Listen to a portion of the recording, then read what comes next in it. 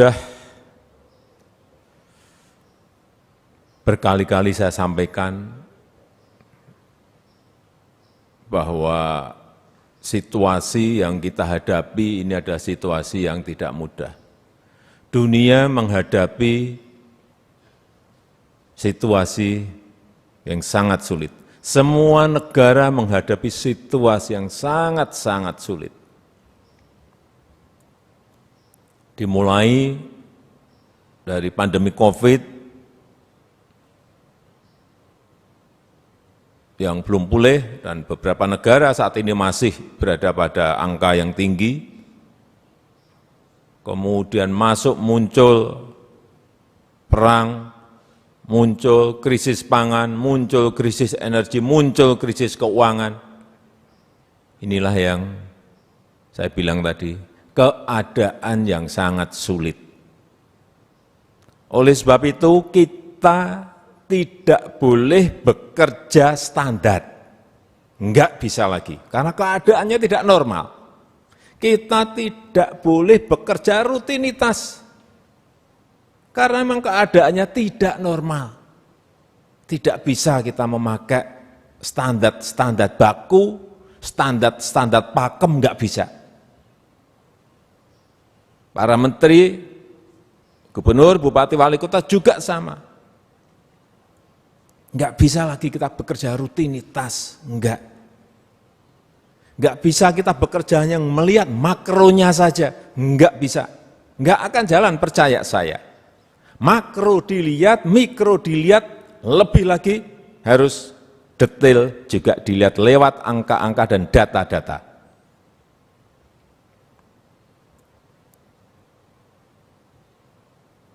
Karena memang keadaannya tidak normal.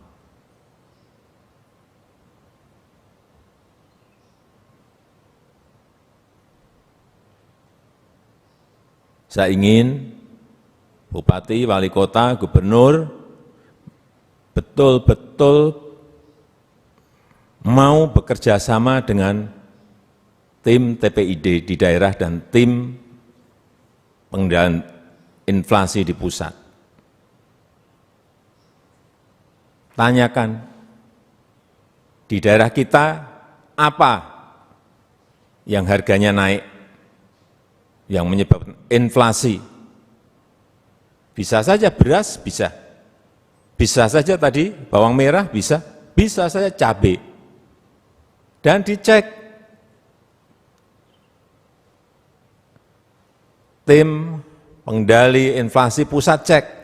Daerah mana yang memiliki pasokan cabai yang melimpah atau pasokan beras yang melimpah. Disambungkan. Ini harus disambungkan karena negara ini negara besar sekali. 514 kabupaten kota, 37 provinsi dengan DOP yang baru. Ini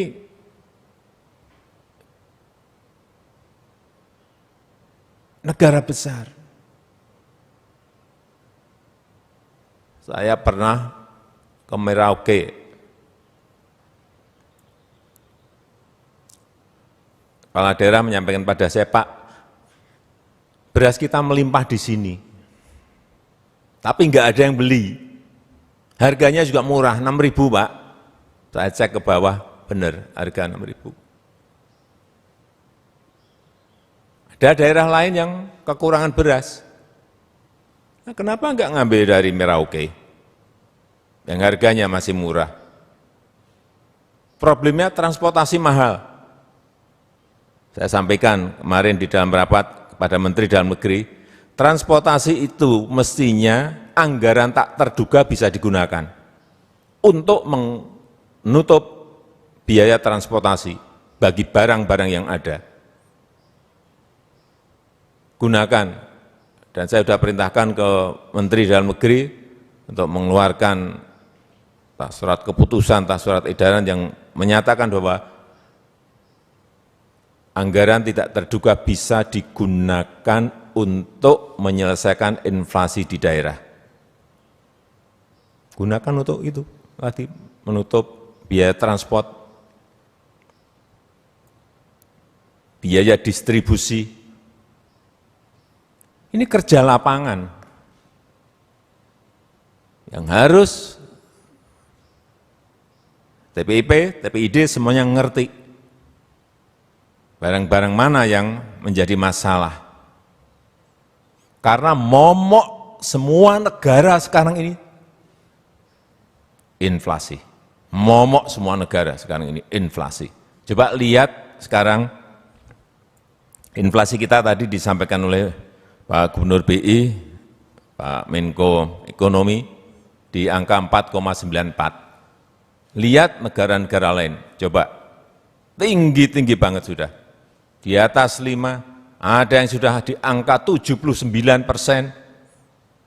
Uni Eropa sudah 8,9%, Amerika sudah 9,1, kemarin turun 8,5%. Bukan sesuatu yang mudah dan ini menjadi momok semua negara. Tapi saya meyakini kalau kerjasama yang tadi saya sampaikan, provinsi, kabupaten, kota, gubernur, bupati, wali kota, TPID, TPIP, semuanya bekerja, rampung, selesai. Untuk mengembalikan lagi ke angka di bawah 3, selesai. Wong kita barangnya juga ada kok.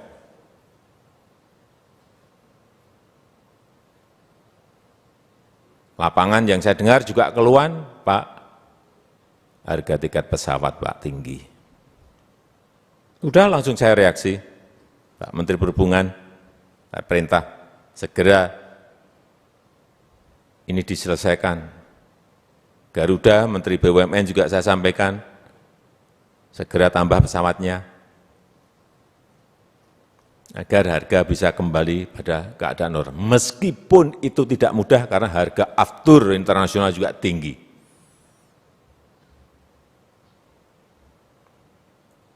Sekali lagi, ini dunia berada pada keadaan yang tidak normal.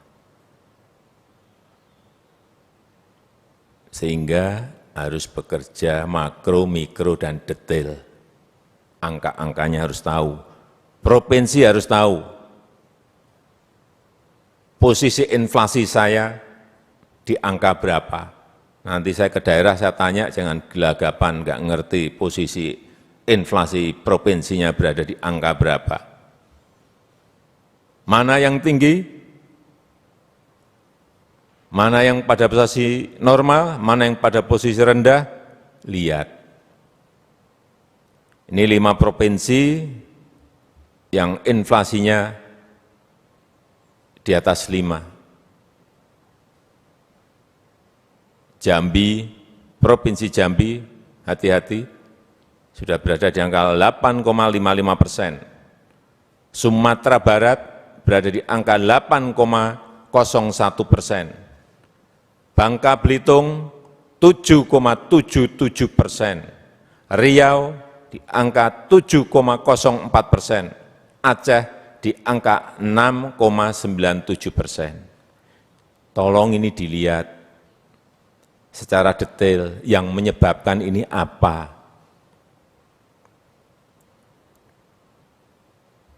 Agar bisa kita selesaikan bersama-sama dan bisa turun lagi di bawah 5, syukur bisa di bawah 3.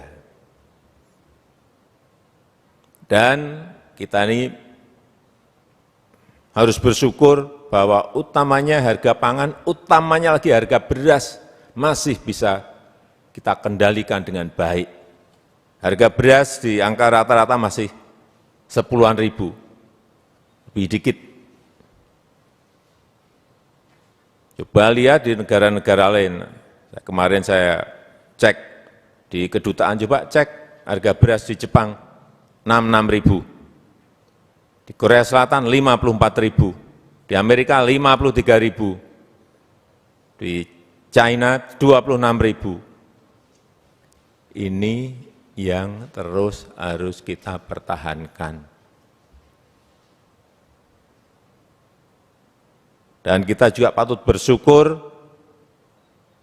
Baru seminggu yang lalu kita mendapatkan sertifikat penghargaan dari International Rice Research Institute untuk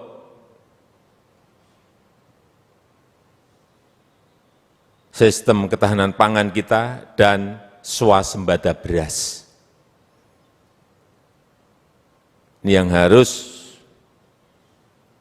kita pertahankan dan kita tingkatkan sehingga tidak hanya swasembada beras saja, tetapi nanti bisa ekspor beras ikut mengatasi kelangkaan pangan di beberapa negara. Karena sudah mengerikan sekali. 60 negara yang menyampaikan lembaga-lembaga internasional rentan ambruk ekonominya. 60 negara.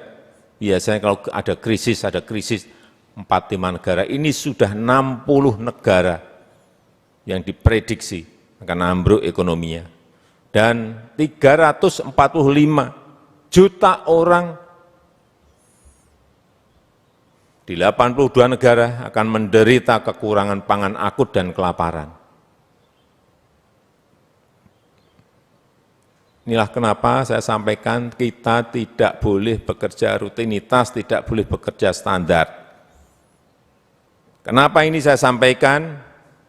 Karena juga belanja di daerah itu masih sampai hari ini belanja daerah, belanja APBD baru 39,3%. Hati-hati ini, baru 472 triliun. Padahal ini penting sekali untuk yang namanya perputaran uang di daerah, pertumbuhan ekonomi di daerah ini, yang namanya APBD ini segera keluar, agar beredar di masyarakat ini penting sekali. Saya cek APBD di bank, hal-hal kecil seperti ini harus saya cek, dan saya harus tahu angkanya, ada berapa uang APBD di bank, masih 193 triliun. Sangat besar sekali. Ini yang harus didorong agar ikut memacu pertumbuhan ekonomi di daerah.